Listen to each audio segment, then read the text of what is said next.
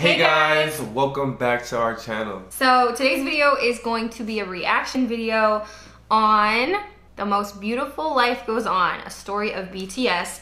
This is the most updated version, and that's what you guys requested in our last reaction video, so we are coming through. Make sure you guys comment down any suggestions. We're gonna try to go through all of them and do as many as we can. So this video is going to be split up into two parts because it's like 38 minutes long. So we are gonna get right into the video because it's like 19 minutes long, split in half, and so it's gonna be a long video as is. It's gonna be a long reaction video.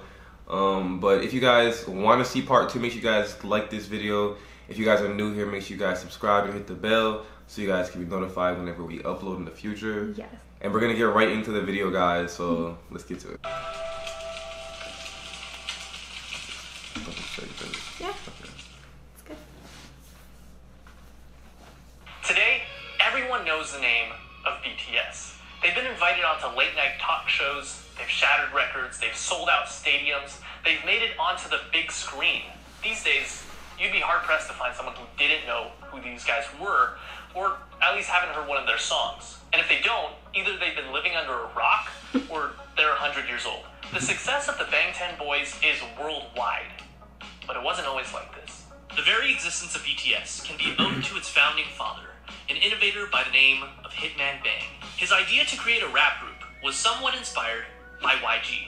In the late 90s, he experimented with this idea with different trainees, eventually choosing 7 members. And while 3 of them eventually left, the remaining 4, Teddy, Danny, Jinhwan, and Baekhyun, debuted in 1998 as One Time. Their first album, titled One Time for Your Mind, was one of the year's best-selling albums and won several awards, including the Global Disc and SBS Music Awards for Best New Artist and KMTV's Award for Best Hip-Hop Artist. The group enjoyed moderate success and released 4 more albums before going on indefinite hiatus in 2006 due to their mandatory military service.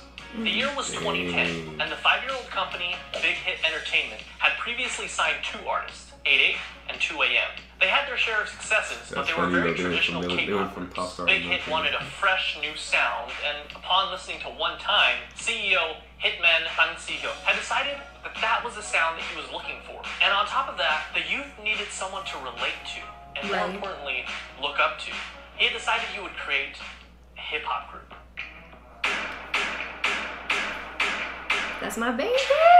At 15 years old, Kim Namjoon auditioned for a certain Big Deal Records, which he completely botched, forgetting the lyrics to the song he was performing. Afterwards, fellow rapper Sleepy recommended that he try auditioning at another label, Big Hit, and even put in a good word for him to one of the producers there.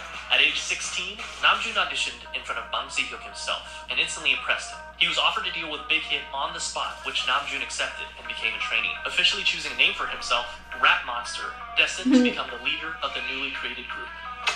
That's cool. Now that a fearless leader was chosen, so he's the leader. Yes. Did you not remember that? I forgot. That's my baby. Min Young-gi was a 17-year-old living in Daegu, an avid basketball player and rapper. He had been interested in music, especially rap, from a very early age. And despite his parents' disapproval, started performing as a rapper while still in high school. He quickly gained attention as a rapper and producer in the underground hip-hop scene. One day he saw a flyer for a rap competition called Hit It and decided to participate. And although he only placed second, the company hosting the competition, you guessed it, Big Hit, decided to sign him on as a producer. Hitman Bang spoke with him afterwards, convincing him to join a newly created hip-hop group. He told him to just focus on rapping and assured him that he wouldn't need to dance. He was lying. And just like that, the new group had a second member, known as Suga, a combination of the first 2 syllables of shooting guard, his favorite position in basketball. But they wouldn't stop there. Rappers were nice, and Big Hit actually needed a dancer. I like that. Always loved dancing. He was in the starting lineup of the dance crew Neuron in his hometown, Gwangju. He was good at it too, winning several local championships and even winning a championship at the national level in 2008. While he did perform at several competitions hosted by JYP and even won some of them, he ultimately went on to audition for a smaller, lesser-known company, Big Hit Entertainment. His dance skills and strong understanding of rhythm made him an instant favorite, and he was signed on as J-Hope. Not only that, but they saw potential in him to become a rapper, which at this point he had little experience with. However, J-Hope made the decision to leave Big Hit until RM convinced both J-Hope and Big Hit that the group wouldn't be complete without him. was Damn. right. 근데 형 항상 정말 보여야 돼. 정우석 와서 정우석 와서 시작하면서 It's crazy how like they all had their own past that made them cross into like this. With the addition of J-Hope, the rap line was complete. Now they needed some singers. Now, just like how RM, an amazing rapper with a ton of experience, was chosen as the first official member of the rap line, it would only make sense that a legendary singer and dancer would be the perfect first member of the vocal line. Right?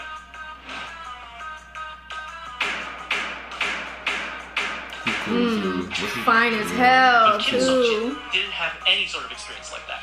Believe it or not, one day when he was walking on the streets of his hometown, Anyang, he was approached by a representative of SM Entertainment with an offer to work for the company. In typical Jin fashion, he never followed up with them because he believed it to be a scam. Apparently, Jin was a very good-looking guy because years later, this time as a college student in Seoul, he was once again approached on the street, this time by an executive at Big Hit Entertainment. What? Bro, his luck.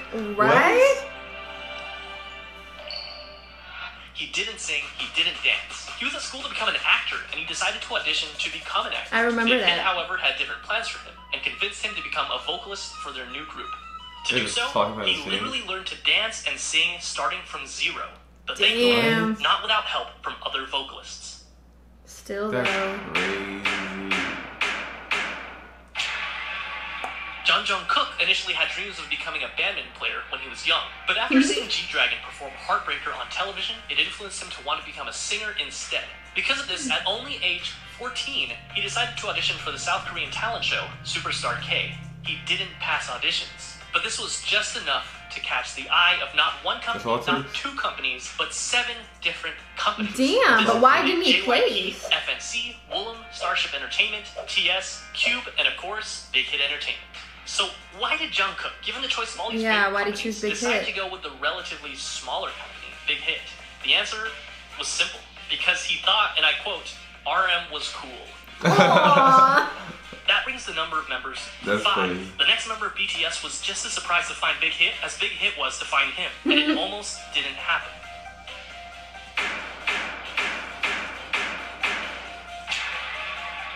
Kim Tae-young was always passionate about music, and it was always his dream to pursue it as a career. However, it was hard, as his family was poor, his parents being humble farmers. His father told him that if he was passionate about music, he should learn an instrument, and he did, spending 3 years practicing with the saxophone. One day, one of his friends decided to audition for Big Hit Entertainment when they were holding auditions in his hometown of Daegu. Taeyoung, being a good friend, came with him to keep him company. But when one of the team members in charge of the audition saw Taeyoung, he encouraged him to audition as well. With nothing to lose, he did. That day, he was the only one in Daegu to move on to the next round of auditions, and eventually became a trainee for Big Hit Entertainment. They decided to keep him as a surprise member and didn't want to reveal him as one of the members until his debut. In the same vein, Big Hit had him choose something mysterious for his stage name. He decided to go with a V for victory. Here seems like a nice round number to stop, right? 6 members for a new hip-hop group, 3 rappers and 3 vocalists. It seems like a complete group, but still there was something missing. Someone was missing. Someone that could take this already great group of artists and push it even further to achieve perfection.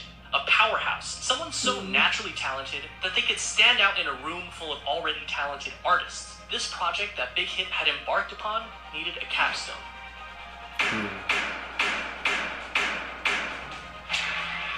Park Jimin was a naturally talented dancer. When he was in middle school, he attended a dance academy and continued to pursue dance at Busan High School of Arts, where he studied contemporary dance and was the top student in the whole modern dance department. Impressed by his raw talent, a teacher encouraged him to audition for Big Hit Entertainment, who were holding auditions in Busan. He was crazy how only they just keep 16 linking when them. he passed the audition and moved to Seoul to become a trainee. He was the final member of the group, and he also had the shortest training period. Interesting to note is that the group feels very much ragtag because, in a sense, with the exception of Jimin and J-Hope, it was. RM auditioned for Big Hit because he didn't pass his auditions with the first company he chose. And despite their amazing talent, Suga and Jungkook didn't win the competitions they were in, but they signed on to Big Hit after the fact That's because of their crazy. high-quality performances. V never even planned on auditioning and just decided to do it on a whim. And they literally just found Jin on the streets. But perhaps it was fate, because this was the group that they chose. And just like that, in 2012, the newly created 방탄소년단, the Bulletproof Boy Scouts, or simply BTS, was 7. That's crazy. 저도 아침에 리허설 때 이거 보고 많이 웃었습니다. They had the group, still needed the music. In early 2013, they set out to create some social media presence for themselves before officially debuting, posting song covers on both SoundCloud and YouTube, which you can still go watch today. In May, Big Hit launched a countdown clock on their website in preparation for BTS's debut album, complete with a trailer and a ton of promotional material, including photos for the first time of all the members in the official lineup. Finally, the big day came. June 12, 2013. BTS held a press conference and a debut showcase where they performed their 2 singles, No More Dream and We Are Bulletproof Part 2.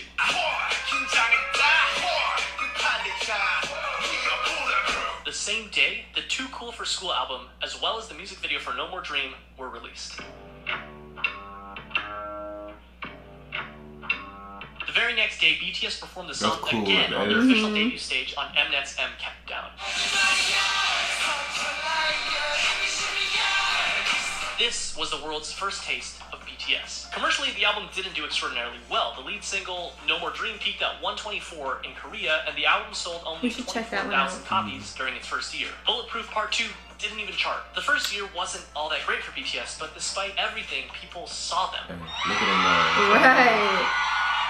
People saw the sparkle in their eyes and their limitless potential. And they were hot, of course. On July 9th, ARMY was established as BTS's official fandom. They made their comeback only 2 months later in September when they released their single, No, along with their EP, Part 2 of what would be their school trilogy, Oh, Are You Late Too. In the music video for the single, they made a commentary on the harsh Korean education system, along with their previous themes of hopes and dreams. No peaked at 92 in Korea, but also quickly fell off the charts. The album debuted at number 4 on the Gaon Weekly chart and was the 55th best-selling album in South Korea that year. This was enough to secure them the coveted New Artist of the Year award at the Melon Music Awards, the Golden Disc Awards, and the Seoul Music Awards. Part 3 of the School trilogy was released in February of 2014, the EP School Love Affair. This time, the lead single was Boy in Love.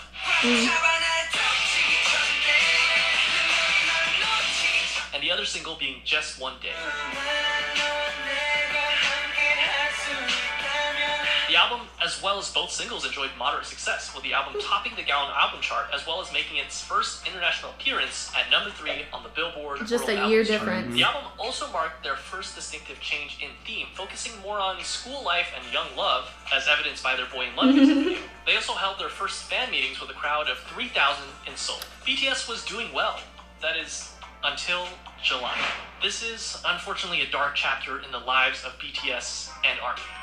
That's right, American Hustle Life. I'm joking, of course, but American Hustle Life was a reality show put together by Mnet that brought BTS to Los Angeles, where they had the unique opportunity to learn the true ways of hip-hop They from couldn't wait to get to America. It was a pretty darn cringy opportunity, but an opportunity nonetheless. Whatever you do, just don't watch the Warren G version of Boy in Love. You've been warned. However, cringe and all, the trip proved fruitful for BTS, making connections, performing their first US concert for free in front of 200 fans, as well as their first appearance at KCON. The next month, in August, BTS released their first full-length studio album, Dark and Wild. The album featured 2 singles, Danger and War of Hormones.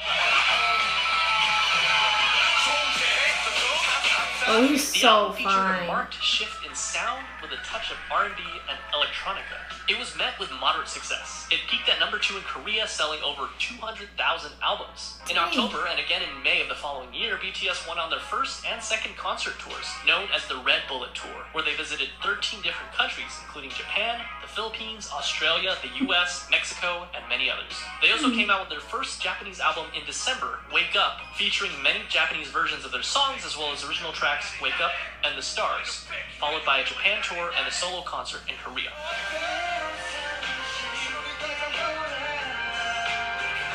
Although Dark and Wild got decent attention, they needed something different. They needed something that would shake things up.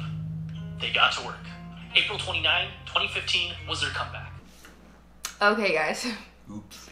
So, our camera died. We got about 13 minutes in, so we will do a longer video next time, and we'll make sure that our camera is fully charged. That's I really our think, fault. yeah, but I also think it's like our battery's fault too, because like I don't know, we might have to invest in a new one. But also, it's kind of dark right now. The lighting is way different because somebody was working on our roof. So I'm kind of glad that we stopped when we did, because shortly after that, the dude started working on our roof and you would have just been hearing pounding. It would have been bad, so. That's all for today. We apologize. We will make sure that it is fully charged. Yep. That's on us for assuming that 2 bars would have lasted. Yeah, honestly, I thought it would, but. Me too. But anyways, guys, if you enjoyed this video, please smash the like button. Comment down below any video suggestions. And we will try our best Yes. to do all of them. We will try our hardest. And if you guys are new here, please subscribe and hit the bell so you guys can know whenever we upload in the future. Alright guys, that is all for today. Thank you so much for watching. We hope you enjoyed, and we'll see you next time. Peace. Bye.